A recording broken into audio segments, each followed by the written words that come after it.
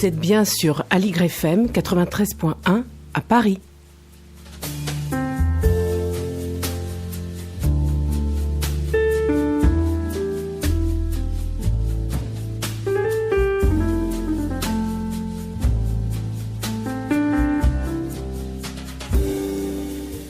À la croisée des chemins, nous vous convions à aborder d'anciens ou de nouveaux rivages, à explorer des chemins parfois escarpés avec des invités au carrefour entre les disciplines, sciences, éducation, culture, avec toujours une bonne dose de rêverie. Pour cette série, placée sous le signe de l'élévation par tous les moyens, je vous invite à rencontrer Charles Hubert de Brandt, qui mène sa vie sur la cime de ses désirs. Sa rencontre déterminante avec le grand cinéaste russe Andreï Tarkovsky l'a conduit à créer l'Institut Tarkovsky à Paris, à la fin des années 80. Ses voyages en Inde le font œuvrer à la sauvegarde du patrimoine architectural de Pondichéry, qui fut un comptoir français pendant 3 siècles. Mais il n'a jamais oublié ni délaissé ses premières amours que sont la poésie et les arbres. Celui qui trahit une fois ses principes perd la pureté de sa relation avec la vie. Tricher avec soi-même, c'est renoncer à tout, à son film, à sa vie. C'est une phrase qu'Andreï Tarkovsky a écrite dans son journal intime, publié aux éditions Philippe Ray, que je vous invite à lire ou à relire. Alors, pour mieux écouter la voix du cinéaste et la musique de Jean-Sébastien Bach qu'il a emprunté pour nombre de ses films, fermez les yeux et voyons ce qui va se passer. Parce que cette fois encore, venez avec moi, je vous emmène.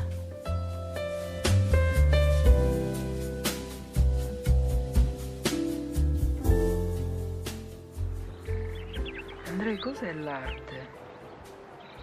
Определяя именно таким образом, мне кажется, что и искусство должно человеку помогать развиваться в этом направлении. То есть, короче говоря, искусство служит для того, чтобы помочь людям духовно измениться, вырасти.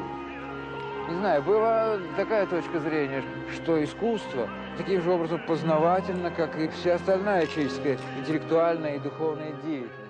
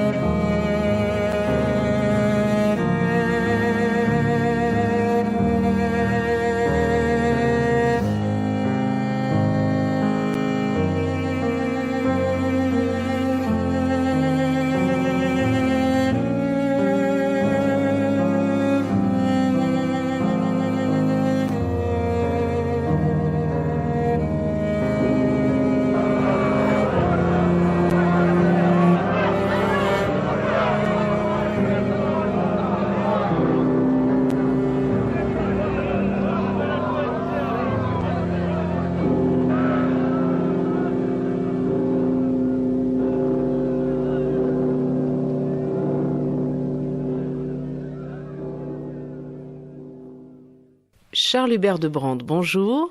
Et d'abord, merci de nous accueillir dans votre bureau parisien de l'Institut Tarkovsky que vous avez créé après la mort d'Andreï Tarkovsky, il y a bientôt plus de 30 ans, et que vous présidez depuis lors. Auriez-vous la gentillesse de vous présenter pour nos auditeurs et de commencer à évoquer pour nous votre parcours qui est aussi étonnant, inventif et inattendu que possible? Eh bien, bonjour et merci de venir jusqu'à ce petit bureau niché au fond du 5e arrondissement de Paris, place Maubert. Un petit détail, je ne suis pas président, mais je ne suis que directeur de l'Institut à Paris. Pardon. Alors, c'est une petite nuance parce qu'aujourd'hui, en 2018, ou 19, pardon, l'Institut Tarkovsky est toujours présidé par le fils d'André Tarkovsky, qui s'appelle lui-même André Tarkovsky, qui réside à Florence en Italie, et je suis donc la branche, l'annexe, parisienne. Donc je dirige ceci ici avec deux associés, Anne Imbert, documentariste, et Maya Sepanska, qui est professeure d'art à l'université.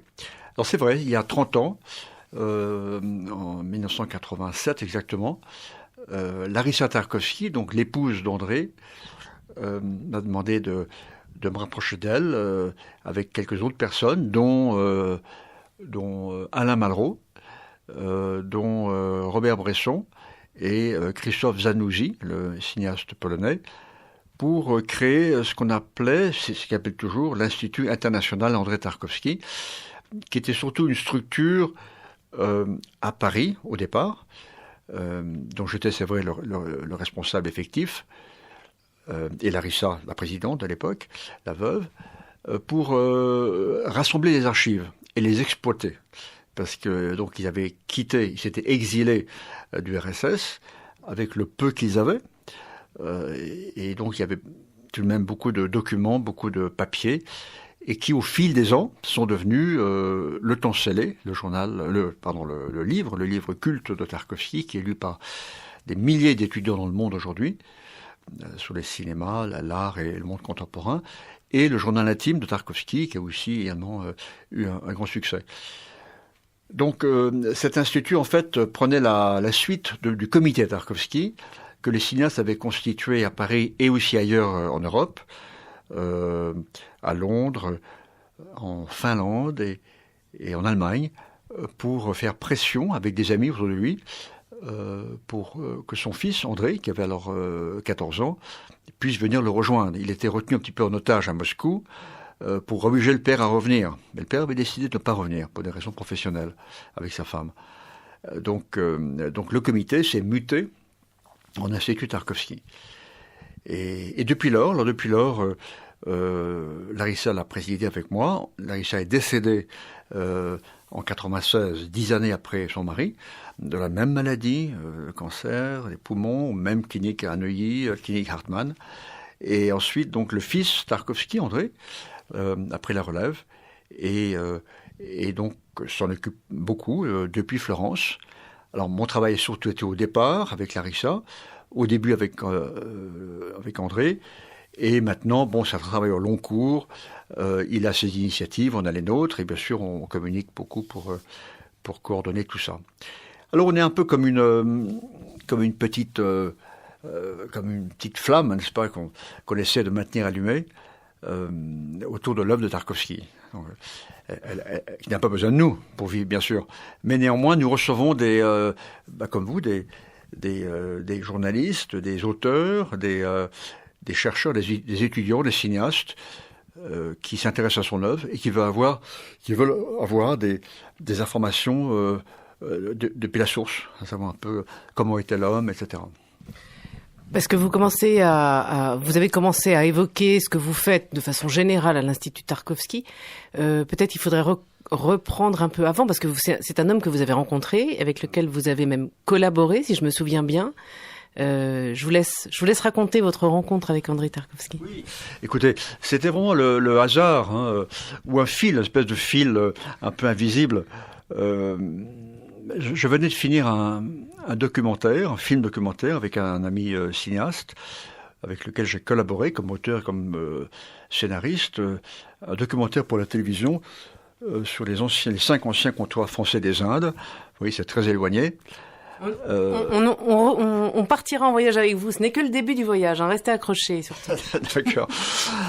Et j'avais également fini une traduction, expérience chrétienne mystique hindoue, du moine anglais Bill Griffiths. Alors voilà, je cherchais un peu un nouveau projet, du travail, quoi. Et je venais de voir Stalker de Tarkovsky, qui m'avait bien sûr beaucoup marqué. C'est pas très original, comme beaucoup d'autres. Enfin voilà. C'est partagé, voilà. Et puis j'ai rencontré en fait une jeune munichoise très très charmante qui habitait Munich. Je suis allé la retrouver une fois à Munich. Et son père était éditeur. Et je suis tombé là-bas, en Allemagne, sur un article dans la presse qui s'appelait Théologie des Kinos. Alors, un titre un peu ronflant, dans le FAZ, Frankfurter Zeitung, exactement, Zeitung. Et j'ai regardé, et c'était donc une critique et le jeu sur le livre de Tarkovsky. Ah, j'ai dit, bon, voilà en plus un homme, non seulement immense cinéaste et poète, mais aussi qui écrit.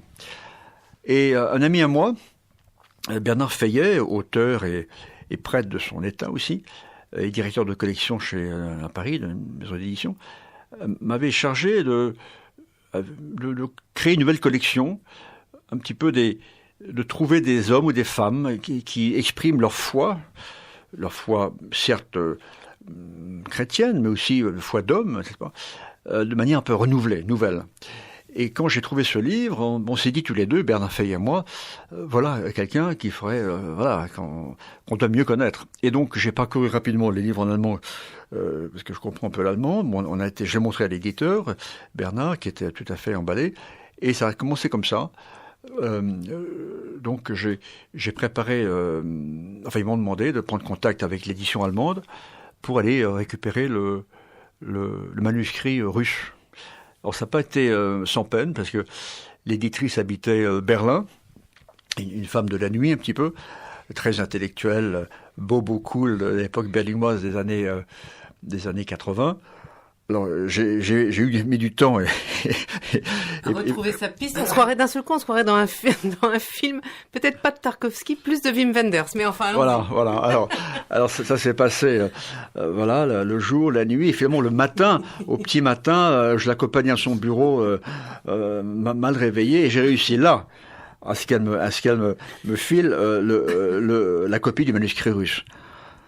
Alors, je suis revenu avec ça à Paris, et puis on a donc préparé un contrat, et ils m'ont chargé d'aller faire signer le contrat par le cinéaste qui était en train de monter son dernier film, Le Sacrifice, à Stockholm.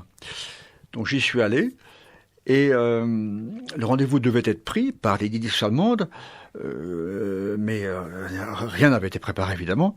Alors il était un peu étonné de me voir arriver en plein montage, j'étais pas très content. Enfin il m'a dit écoutez, revenez lundi, on était vendredi soir, revenez lundi matin, je vais réfléchir un petit peu à votre proposition de traduction donc du temps scellé en français. Alors j'étais un peu désespéré parce que pas de rendez-vous, promesse après le week-end, bon. Et lundi il me dit ok c'est bon, écoutez je vous le signe. J'ai réfléchi et puis allez-y. Donc j'ai ramené, mais tout doit passer par mon avocat en Suisse. Ah, moi, pas de problème. Voilà. Alors je suis revenu à Paris avec le contrat signé, et c'est comme ça que j'ai rencontré pour la première fois André, donc entrait en pleine concentration de montage du film avec son monteur polonais. Donc ça, on était en 1985, oui. Et il était donc l'échange s'est fait en anglais, traduit par le polonais en russe. Enfin bref, mais on s'est compris. Puis là, et puis donc j'ai par la suite repris contact avec l'éditrice allemande. Il fallait quand même coordonner un peu les choses, et c'est là où elle retrouvait la famille Tarkovsky en Italie, à Rimini. Et elle m'a invité à venir les retrouver. Voilà, donc je suis parti à ce moment-là retrouver. Et le cinéaste et sa famille à Rimini, fin août 85. Et puis, à partir de là, a commencé une confiance, une amitié et un travail. Et donc, ma première collaboration, c'était de mettre sur pied donc la traduction avec un traducteur. Ça n'a pas été sans peine de trouver le bon traducteur. Et puis, de fil en aiguille, ils m'ont confié le comité Tarkovsky, qui avait été confié à quelqu'un d'autre. Donc, j'ai pris ce comité en main pour travailler avec d'autres, à faire venir son fils en France. Et pendant un an, donc j'ai connu un peu toute la famille, donc le père, la femme, la fille, le fils, le chien. Et, ils vivaient vraiment en tribu, n'est-ce pas ? En famille. Il était très sollicité. Il se protégeait, parce que sinon il a mal, bien sûr, à se concentrer.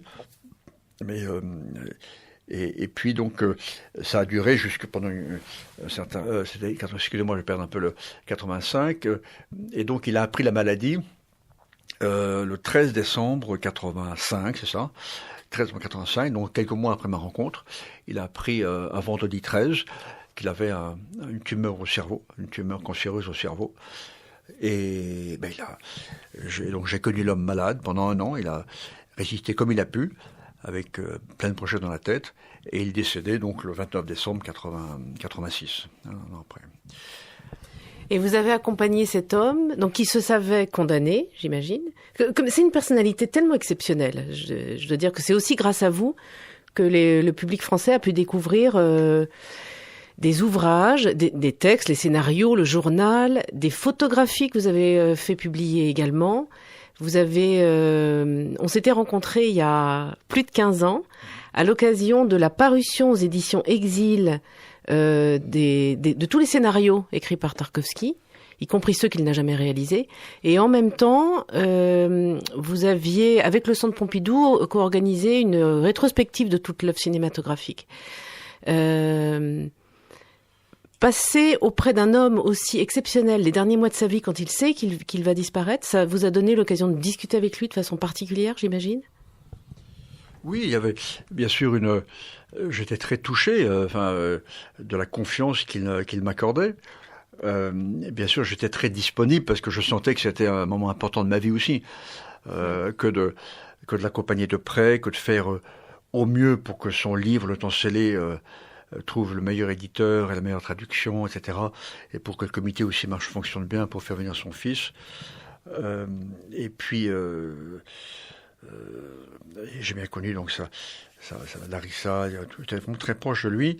Alors oui, les communications se passaient... malheureusement, je me suis mis à apprendre le russe, mais je me suis aperçu que tous mes amis russes parlaient bien anglais, allemand, italien ou français, que je parlais un petit peu aussi, donc j'ai un peu par négligence, j'ai pas poursuivi. Mais André avait une très grande intuition. Donc quand on parlait avec lui, on appelait ça un peu de l'africain, c'est un peu de mélange de français de toutes les langues. On parlait un peu d'africaner, comme ça, ou d'africain. Mais surtout, il vous sentait. Il savait le genre de questions qui vous turlupinaient, etc. Donc, il lisait dans vos pensées. Il lisait en pensée. Il a une très grande intuition. Et il savait... et vous étiez obligé de révéler ce que vous vouliez vraiment. Pas peine de tourner à côté. Sans ça, il vous répondait pas. Il s'intéressait pas. Il disait, savoir ce que vous aviez un peu dans le ventre ou dans la tête. Donc ça, c'était exigeant. Une grande honnêteté, il fallait être honnête avec soi-même, avec lui, il fallait pas chercher à faire du charme ou à dire des choses un peu secondaires. Et puis, il se trouve que j'ai perdu mon père aussi à ce moment-là, en novembre 85, et avec qui j'étais très proche également, un personnage très fort. Et donc j'avais l'expérience aussi de la perte d'un être cher, d'un être impressionnant. Donc j'étais un peu expérimenté, si vous voulez. Donc je l'ai accompagné donc à Paris, en Italie.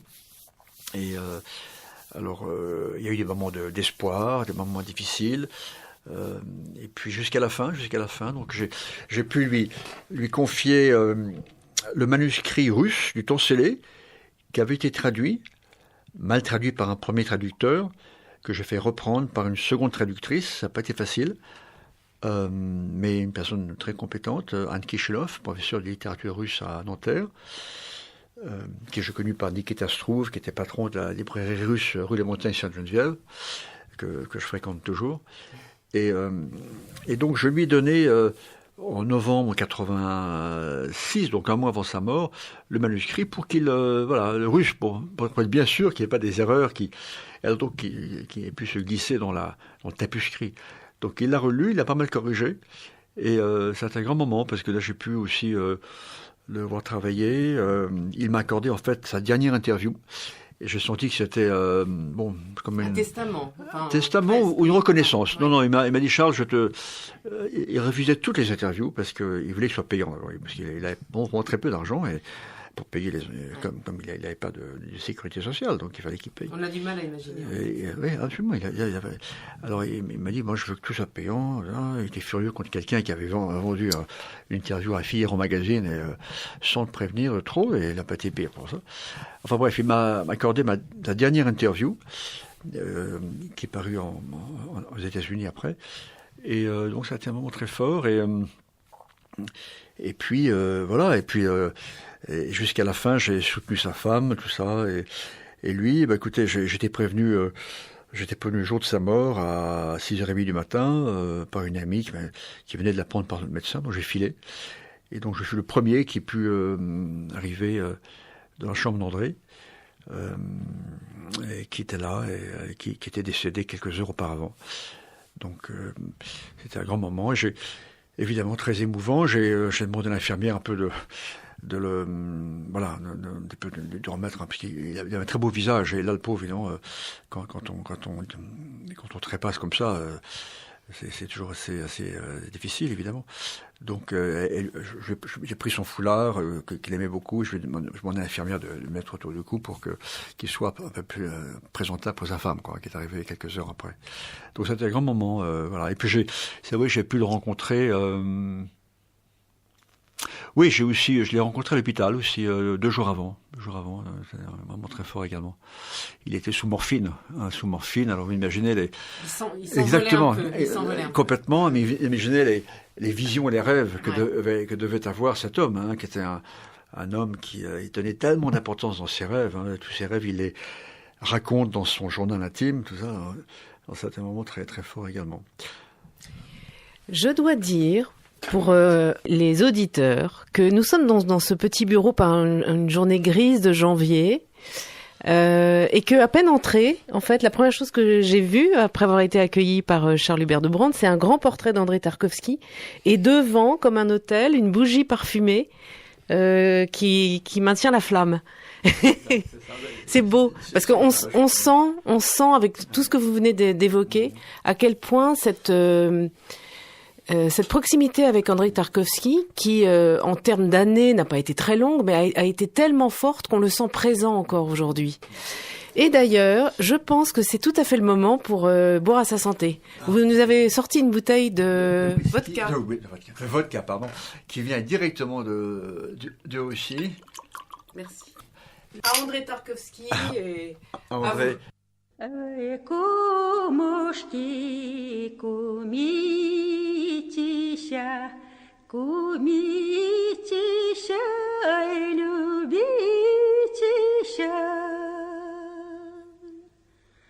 Кумитища, любитища, любите меня.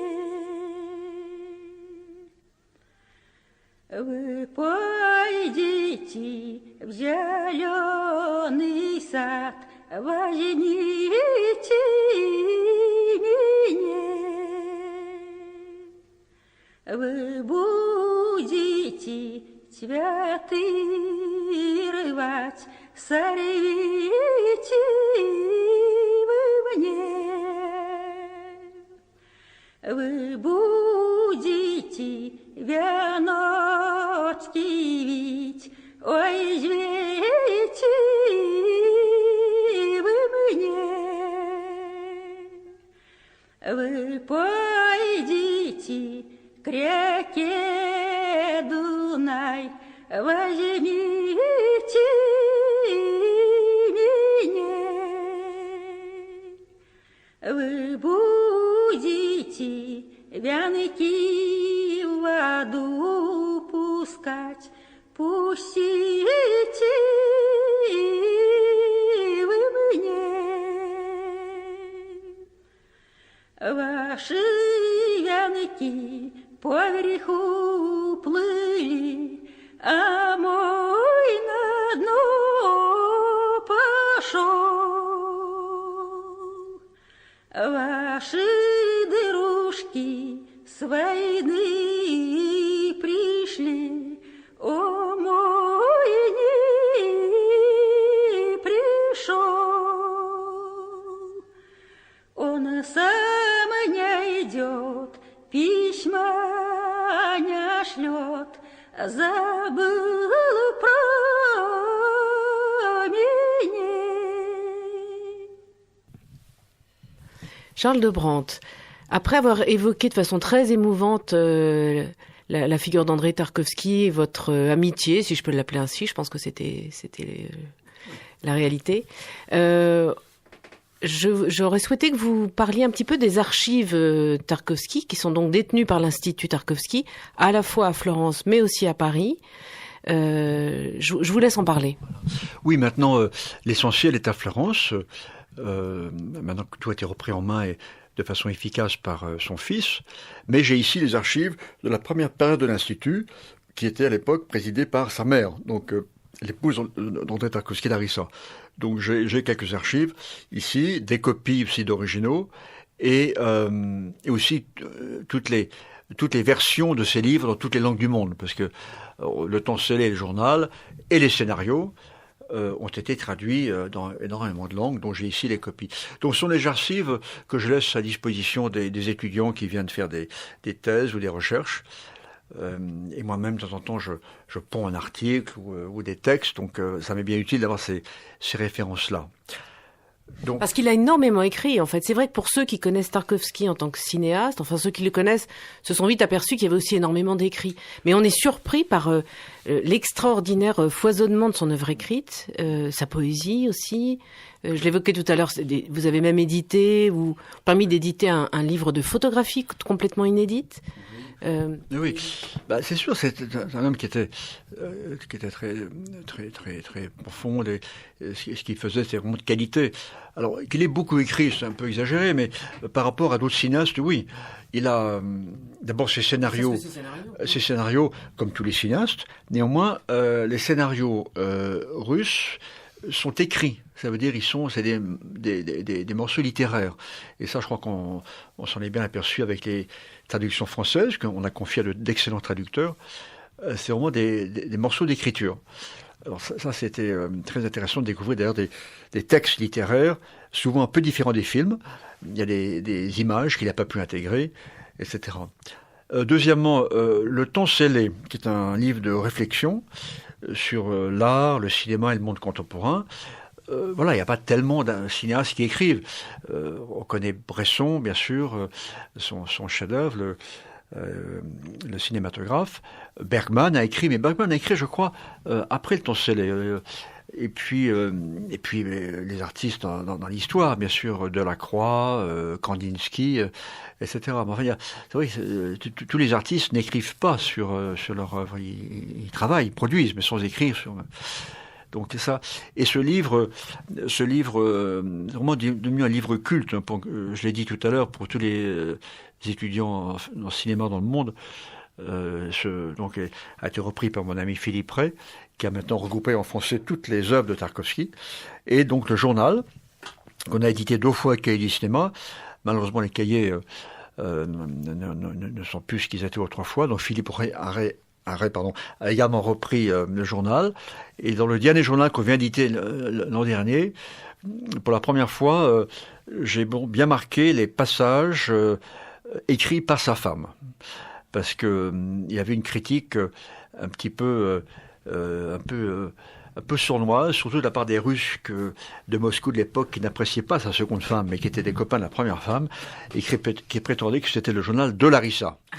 Alors très clairement, j'ai écrit dans la préface que l'essentiel, 90% c'est lui, mais c'est vrai que la dernière année 86, lorsque l'éditrice allemande, que c'est elle à l'origine, a constaté qu'André avait peu écrit sur une année ultime, riche en événements, mais pendant laquelle il n'a pas eu la force d'écrire, de se concentrer. Alors, l'éditrice allemande, mon amie Christina Bertoncini, a demandé à Larissa de raconter ce qui s'était passé. Alors c'est vrai, il n'y a pas de réflexion, donc c'est purement de l'événementiel, mais il se trouve que j'étais le témoin. J'étais témoin, donc tout ce qu'elle raconte à Berlin, à Paris ou ailleurs est vrai parce que je l'ai vu et je l'ai entendu. Donc ça, je l'ai mis entre parenthèses et en italique. Donc maintenant, on sait exactement les passages... qui ne sont pas de la main de Tarkovsky. Ils sont pas de la main de Tarkovsky. Mais c'est très intéressant, puisqu'elle raconte en détail ces dernières années. Donc voilà, ça c'est le livre culte, le journal, les scénarios. Et puis j'ai également pondu les récits de jeunesse, qui est intéressant, parce que là il raconte son histoire en Sibérie, quand il a fait ce voyage initiatique avec des géologues. Il est parti à 20 ans, quoi, sur un traîneau, en canoë, en Sibérie, et bien sûr confronté à la grande nature russe, sibérienne, avec une équipe de chercheurs, de géologues qui n'étaient pas des enfants de cœur. Et là, il a rencontré un certain Gary Cooper, entre guillemets, ça veut dire un homme sublime, superbe, Gary Cooper russe, qui l'a beaucoup impressionné, qui était dans la taïga, la toundra depuis 30 ans, qui avait affronté les rouges et les blancs. Donc les communistes d'abord et ensuite les blancs contre les communistes. Enfin bref, ils sont été sortis par miracle. Et depuis plus de 30 ans, je dis 30 ans, peut-être 40 ans, il avait... donc c'est un chercheur d'or qui a donné à André certainement une expérience de la nature extrêmement authentique, qui correspondait au fond à des choses en lui. Oui, c'est une expérience à la fois initiatique et on comprend le mysticisme de Tarkovsky aussi à travers sa vie, ses expériences. Voilà. Alors, voilà, ce mot est intéressant parce que, au fond, ce qui m'intéresse aussi chez lui, c'est son aspect spirituel, n'est-ce pas? Pour beaucoup de monde, c'est un guide spirituel. C'est un poète. Il a dit lui-même, je suis plus poète que cinéaste. Mais c'est aussi un grand guide spirituel, tout à fait original. Il était certes russe, donc orthodoxe, chrétien certes, mais en même temps très à l'écoute de ses amis musulmans, très à l'écoute de l'Orient. Quand on dit l'Orient, ça veut dire à la fois l'Inde, le bouddhisme et le Japon. Donc mais c'est vrai qu'en Inde, par exemple, où je vais une fois par an, on l'appelle le soufi. Enfin, je parle des cinéastes de Bombay, surnomme Tarkovsky le soufi. Intéressant. Alors, soufi, c'est le musulman poète, n'est-ce pas? Alors, le musulman poète. Soufi est un musulman poète, est un danseur, un grand spirituel. C'est intéressant. Ça, c'est dit à Bombay, dans le capitale du Bollywood. C'est assez marrant. Alors, je vous coupe parce que vous allez trop vite d'un seul coup.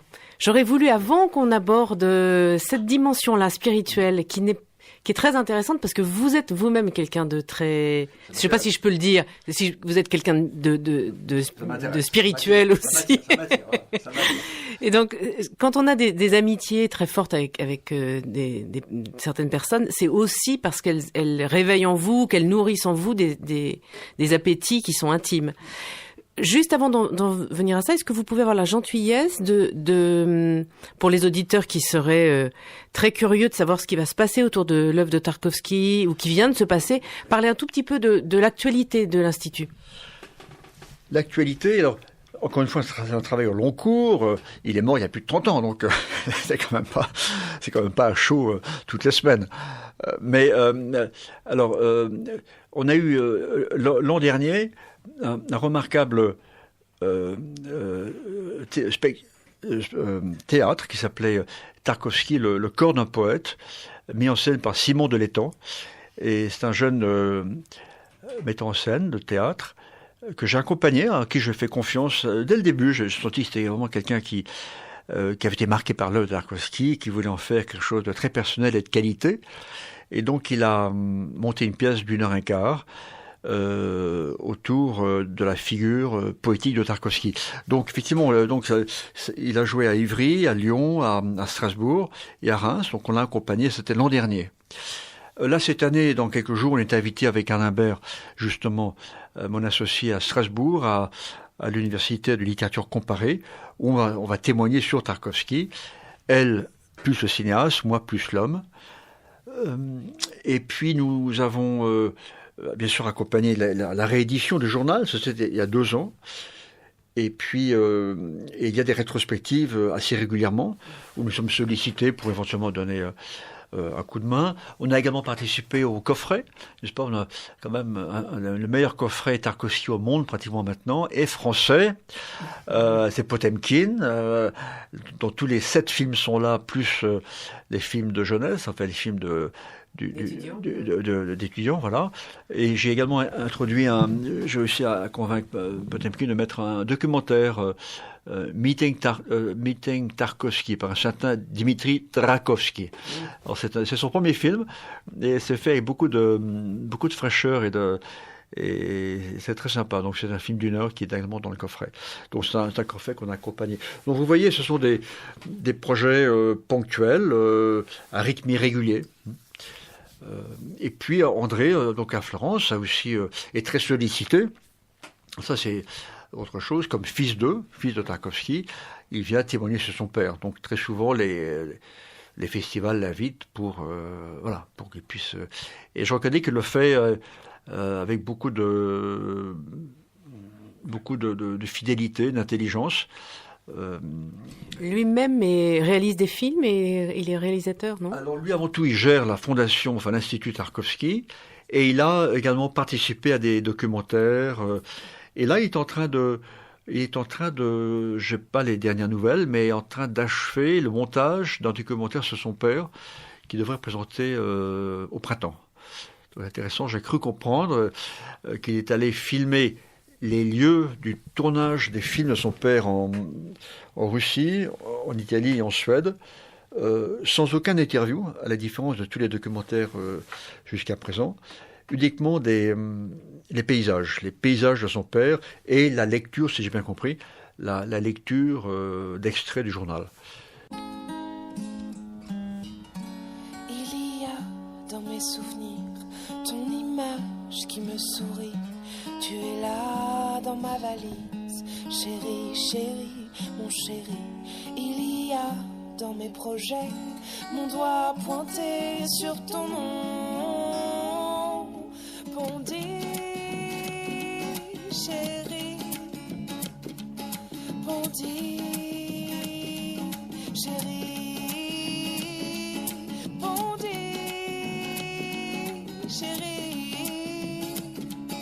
Bondy, mon chéri. Il y a dans mes tiroirs quelques épices qui attendent loin de toi alors qu'on n'a pas la même saveur sur ma langue. Il y a dans mes chansons l'émotion des premiers temps. Je revois notre maison tout au bord de l'océan. Et moi pieds nus dans tes rues et dans tes tissus de soie. Je repense aux heures perdues quand le soleil ne dure pas.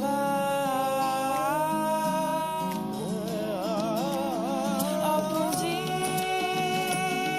chérie, Bondy, chérie, Bondy, chérie, Bondy, mon chéri. Dimita, tangradaga darakadaga dimita dimita, tangradaga darakadaga dimita dimita, dimita dimita takka tangradaga darakadaga tangradaga darakadaga darakadaga. Gare gare sane sane, gare sane sane, gare gare sane sane, gare sane sane party.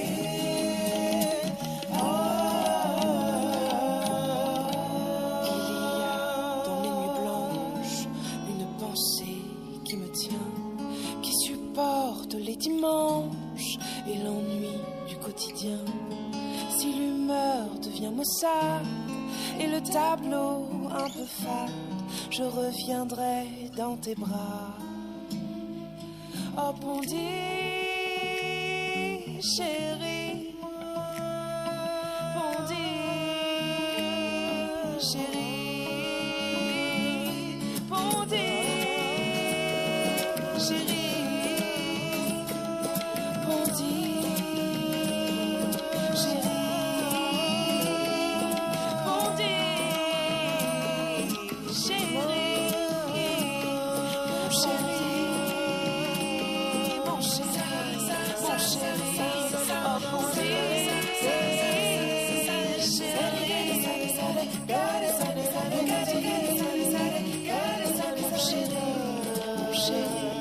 mon chéri, mon chéri, mon chéri, mon chéri, mon chéri, mon chéri. Charles Hubert de Brandt, peut-être serait-il utile de rappeler, aussi pour mieux vous comprendre, que votre arrière-arrière-grand-père, Marc-Louis de Brandt, en homme des Lumières, réalisa à la fin du XVIIIe siècle, en 1784 exactement, des ascensions et des vols réussis en ballon à la suite des premiers essais des frères Montgolfier. Ainsi, après avoir évoqué la figure d'André Tarkovsky et avant de partir en ballon avec vous pour Pondichéry, pouvez-vous évoquer votre passion première, car vous êtes aussi poète? Alors, avant de rencontrer Tarkovsky, effectivement, d'abord, j'ai publié trois recueils de poèmes qui s'appellent, un que j'ai écrit en Inde, qui s'appelait En lisant l'évangile de Luc de Bénarès à Bombay, qui est un peu le récit de cette lecture faite dans un train de 3e classe, un voyage de 48 heures, dans les pires conditions, donc qui me donnait vraiment un environnement exigeant, et le contraste entre cette lecture d'un évangile et cette difficulté, n'est-ce pas, du voyage, le bruit, les gens, etc. C'était très fort. Donc j'ai voulu le mettre le coucher sur papier. C'était un premier récit. Deuxièmement, j'ai écrit un ensemble qui s'appelle Lueur, qui est également, et troisièmement L'Aimeur, qui était un troisième ouvrage aux éditions Caractère dans le 5e arrondissement. Et ça, donc, ça accompagnait cette traduction, parce que j'étais coopérant en Inde pendant 1 an et demi. Ça explique pourquoi je vivais en Inde pendant 14 mois. Et ça accompagnait cette traduction du livre de Bill Griffiths, qui est un moine anglais qui a vécu en Inde 30 ans et qui s'est complètement plongé dans le dialogue possible ou difficile entre l'hindouisme ou l'Inde et le christianisme, enfin l'Orient et l'Occident. Alors c'est un livre qu'on va bientôt rééditer, qui va s'appeler, enfin dans un titre d'origine en fait, Les noces de l'Orient et l'Occident. Donc c'est vrai, j'avais déjà ce parcours un peu d'écriture, de réflexion, de cheminement intérieur, qui m'a fait rencontrer Tarkovsky. Ça, c'est évident. Et j'arrivais de l'Orient. Et j'ai retrouvé chez Tarkovsky une lumière spirituelle qui m'a interpellé.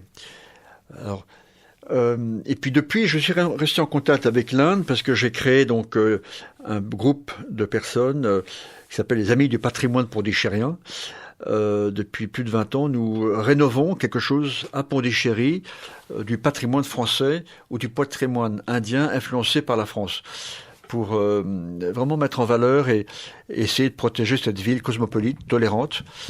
Et qui avait été un comptoir français, dans l'Inde du Sud. Voilà, pendant 300 ans, Pondichéry, comme le savent les gens qui voyagent au sud de l'Inde, a été français et garde encore vraiment une trace de notre présence architecturale et culturelle. Donc cette petite symbiose cosmopolite qui est très intéressante. Alors avec beaucoup de gens intéressants qui vivent là-bas, à l'année ou pas. Et donc j'y vais 1 fois par an. Et là on est en train d'achever un jardin en fait coincé entre une église et la baie du Bengale. Donc j'ai amené là-bas une paysagiste italienne et on a dessiné un jardin qui est financé par des donateurs privés indiens ou français, avec une équipe d'artisans tout à fait locaux, et qu'on compte inaugurer l'année prochaine. Et donc, je savais cette dimension de votre vie, mais j'ignorais que c'était actif à ce point et que vous cherchez de l'argent, vous identifiez les lieux à rénover. Parlez-nous un petit peu de cette dimension-là. Oui, alors, écoutez, donc on a commencé par, puisqu'on a tout un réseau d'amis sur place qui, comme moi, aiment cette ville. On a restauré une ancienne demeure coloniale qui est l'Alliance française de Pondichéry. Alors on a trouvé une World Monument Fund, qui est une fondation de l'American Express, qui a donné à l'époque une petite somme d'argent. Et le fait qu'on ait pu amener cette première somme, ça a amené d'autres à donner. Donc ça a permis la restauration du bâtiment. Et ensuite, on a restauré un lieu très emblématique, qui est le Notre-Dame-des-Anges, qui est c'est l'église historique catholique de Pondichéry, où tous les Français de l'Inde de l'époque sont passés, au moins 1 fois dans leur vie. Donc on a restauré ça de fond en comble, et on l'a inauguré il y a 3 ans. Et maintenant, on en attaque maintenant le jardin de Jeanne d'Arc, qui est entre l'église et la baie du Bengale. Tout ça, c'est pour donner on a initié des choses. Et maintenant, boule de neige, tache d'huile, si vous voulez, ça c'est repris par... On a une goutte, n'est-ce pas, dans le mouvement, mais pour les jeux, c'est très intéressant. En ce moment, est en train de...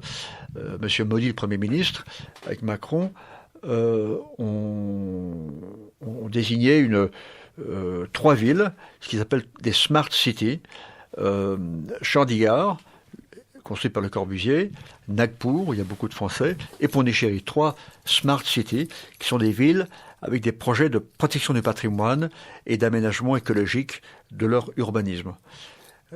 Donc ça c'est donc on est un peu dans ce courant-là, si vous voulez. Et vous le faites, toutes ces actions que vous mentionnez, vous les faites savoir en France ou puisque ça concerne beaucoup les Français, comme on vient de l'entendre. Est-ce que vous publiez des articles ou des livres ou Alors nous sommes soutenus ici par la fondation VMF, Vieille Maison Française, qui a un magazine et donc trimestriel et donc qui publie nos informations. Et on a un site, donc voilà, c'est des informations qui sont diffusées de cette manière-là. Voilà. Alors ça c'est vrai que c'est une partie de mon action, Tarkovsky. Sinon, pour revenir au cinéma, oui, donc j'ai fait ce premier film sur les 5 comptoirs de Français des Indes, pour France 3 à l'époque. J'ai fait un second film avec Alain Finkielkraut que j'ai emmené en Hongrie, à l'époque du rideau de fer, donc il y a déjà assez longtemps, à rencontrer à l'époque donc des jeunes écrivains hongrois pour essayer de déceler, j'appelais ce film Transparence à l'Est, transparence au pluriel, Transparence à l'Est, un film d'une demi-heure, pour essayer de déceler en transparence ce que pouvait être une Europe commune, malgré les 2 idéologies soviétiques et américaines qui étouffaient un peu et qui coupaient notre continent en 2. Donc, il se trouve que les jeunes écrivains hongrois que j'ai rencontrés à l'époque, que j'ai trouvés à l'époque, sont devenus des grandes plumes, puisqu'il s'agit de Peter Nadash, qui est immensément traduit, un extraordinaire... D'ailleurs, vous avez toute une bibliothèque de livres de lui, et Peter Esterhazy, qui sont dans le film également, qui sont des... Il vient de mourir malheureusement, mais Nadash est toujours là, et ce sont de très grandes plumes. Voilà. Et mon 3e film, donc, il y a 3 ans, un personnage tarkovskien, et que j'ai rencontré il y a longtemps, avec qui je suis resté en correspondance. C'est un homme qui a créé une école, une ferme expérimentale au Burkina Faso. Et donc pour la télévision, avec un ami cinéaste, tous les deux, nous avons donc réalisé ce film d'1 heure sur ce personnage qui a laissé des traces incroyables de témoignages, de lieux, d'artisanat, de fermes, d'enfants, etc. Et en même temps, c'est un film qui introduit un peu à l'Afrique. Alors pourquoi tarkovskien ? Parce que c'est un personnage qui va à l'encontre de la pensée directe, sur la pensée principale. C'est un homme qui avait le cœur sur la main et qui a touché beaucoup de gens et qui allait à l'encontre un peu de tout ce qu'on voit. Alors ça m'intéressait de le mettre à l'image. Et c'est un film qu'on a pu voir au cinéma ou qu'on peut trouver en coffret ? Qui est passé à la télévision une dizaine de fois, française, italienne et burkinabé. Oui. Charles de Brandt, après avoir évoqué toutes ces nourritures spirituelles et ô combien, il faut quand même que vous abordiez ce qui est aussi votre métier, qui vous entraîne vers d'autres amours qui sont essentiels. Voilà, parce que ce sont des tâches passionnantes que le cinéma documentaire, l'écriture, mais qui n'apportent pas forcément l'essentiel pour pouvoir se nourrir. Alors je complète ça pour pouvoir me consacrer à ces tâches passionnantes et créatives. Je me consacre à la gestion d'une affaire familiale, en fait, de forêt et de jardin. Alors donc c'est de la sylviculture, ça veut dire qui se passe en Sologne, où je gère une forêt, où il y a un travail donc d'entretien, de coupe d'arbres, de plantation d'arbres. C'est un lieu de vie où il y a aussi d'anciennes fermes transformées en location à l'année, et puis de chasse que je loue, que je ne suis plus chasseur moi-même, et donc un ensemble d'événements et d'actions qui constituent aujourd'hui la vie d'une forêt française en Sologne. À côté de ça, avec mon épouse, nous avons un jardin près d'Avignon, classé monument historique et ouvert au public. Donc on a tout un travail aussi d'entretien, de vie d'un jardin et d'accueil de visiteurs au cours de l'année. Donc ce sont deux sources, je dirais, d'activité et de revenus qui me permettent de nourrir la famille et mes 3 enfants. Et puisque vous êtes aussi un homme de la terre, est-ce que vous mesurez vous aussi, on a eu des invités en début d'année pour évoquer les problèmes liés au changement climatique et à la biodiversité. Est-ce que ce sont aussi des sujets qui vous intéressent dans votre métier? Oui, bien sûr, cela m'intéresse parce que j'en vois les répercussions directes, immédiates. Je ne suis pas au bord de la mer, donc je ne vois pas l'eau des océans monter à mes chevilles, mais je vois la sécheresse et les tempêtes. Donc la sécheresse, oui, il y a un manque d'eau, il y a un manque d'eau. Je le vois auprès de par exemple, des grands pins Douglas qui perdent leur tête, n'est-ce pas, qui s'assèchent. Et je le vois également à des maladies.